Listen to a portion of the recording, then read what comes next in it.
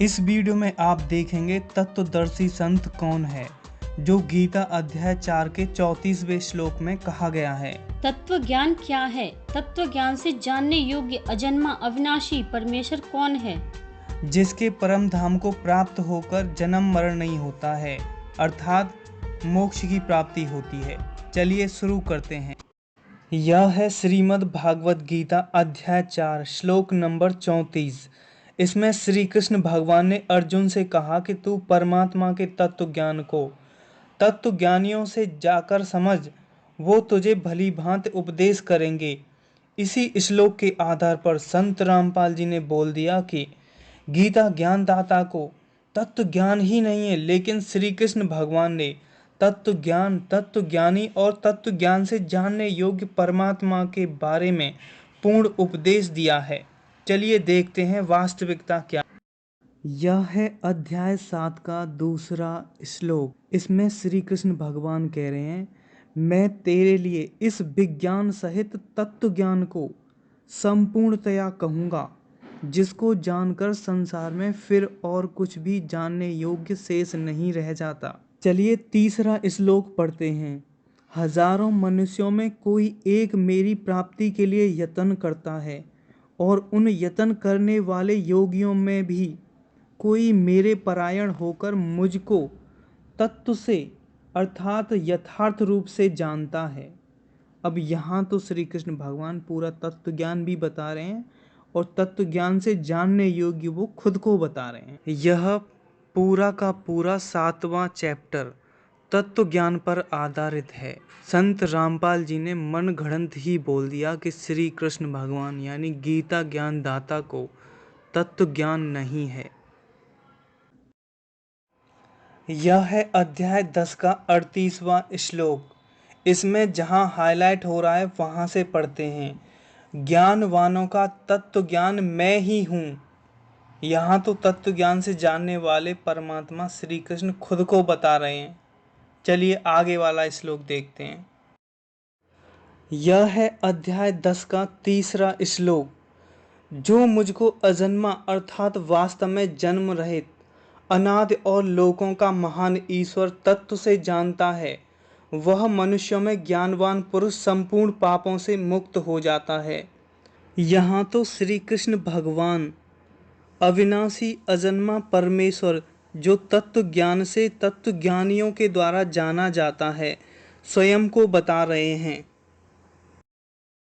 यह है अध्याय 15 का 5वां श्लोक, जो हमें बताता है तत्व ज्ञानी के क्या लक्षण होते हैं। जिनका मान मोह नष्ट हो गया है, जिन्होंने इंद्रियों पर जीत पा ली है, रोजाना परमेश्वर का ध्यान करते हैं, काम इच्छाएं नष्ट हो गई हैं, सुख दुख के नाम के द्वंद्वों से विमुक्त हो चुके हैं, ऐसे ज्ञानी पुरुष उस अविनाशी परम धाम को प्राप्त करते हैं, यानी जन्म मरण के चक्कर से छूट जाते हैं। चलिए 6वें श्लोक में देखते हैं वह अविनाशी धाम कौन सा है।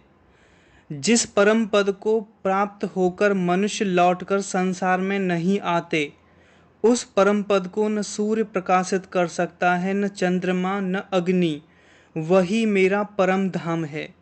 यहाँ तो श्री कृष्ण भगवान उस अविनाशी धाम को अपना ही लोक बता रहे हैं। चलिए जानते हैं अविनाशी परमेश्वर का तत्व ज्ञान क्या है। अध्याय 4 श्लोक नंबर 6। मैं अजन्मा अविनाशी स्वरूप होते हुए भी, समस्त प्राणियों का ईश्वर होते हुए भी, अपनी प्रकृति को अधीन करके अपनी योग माया से प्रकट होता हूँ। 7वें श्लोक में जानते हैं क्यों प्रकट होते हैं। हे भारत, जब जब धर्म की हानि होती है, अधर्म की वृद्धि होती है, तब तब मैं अपने रूप को साकार रूप में प्रकट करता हूँ। 8वां पढ़ते हैं। साधु पुरुषों का उद्धार करने के लिए, पाप कर्म करने वालों का विनाश करने के लिए, धर्म की अच्छी तरह से स्थापना करने के लिए मैं युग युग में प्रकट होता हूँ। अब इसी अध्याय का 9वां श्लोक पढ़ते हैं। हे अर्जुन, मेरे जन्म और कर्म दिव्य अर्थात निर्मल और अलौकिक हैं।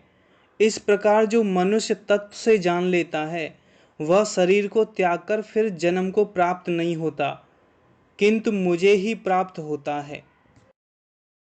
अब हम आते हैं अध्याय 8 के 15वें 16वें श्लोक पर। 15वां पढ़ते हैं। परम सिद्धि को प्राप्त महात्मा जन मुझको प्राप्त होकर दुखों के घर क्षण भंगुर पुनर्जन्म को प्राप्त नहीं होते हैं। 16वां पढ़ते हैं। हे अर्जुन, ब्रह्मलोक पर्यंत सब लोग पुनरावृत्ति में हैं, परंतु हे कुंती पुत्र मुझको प्राप्त होकर पुनर्जन्म नहीं होता है। इन दोनों श्लोकों से क्लियर होता है कि श्री कृष्ण भगवान की भक्ति करने से, उनके धाम को प्राप्त करने से जन्म मरण नहीं होता है।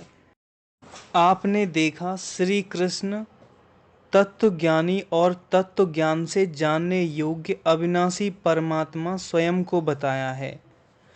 तत्वदर्शी संत वह है जिसे अविनाशी परमेश्वर का ज्ञान है, जिसका मान मोह नष्ट हो गया है, नित्य परमेश्वर की पूजा करने वाला, सुख दुख में समान रहने वाला, सभी प्राणियों को समान समझने वाला तत्वज्ञानी कहा जाता है। जो संत गुरु भक्ति की किसी भी स्टेज पर धन लेता है और स्वयं को ईश्वर का अवतार बताता है, वह सबसे बड़ा पाखंडी है। ऐसे ही अन्य वीडियो के साथ जल्द हाजिर होंगे। जय हिंद, जय भारत।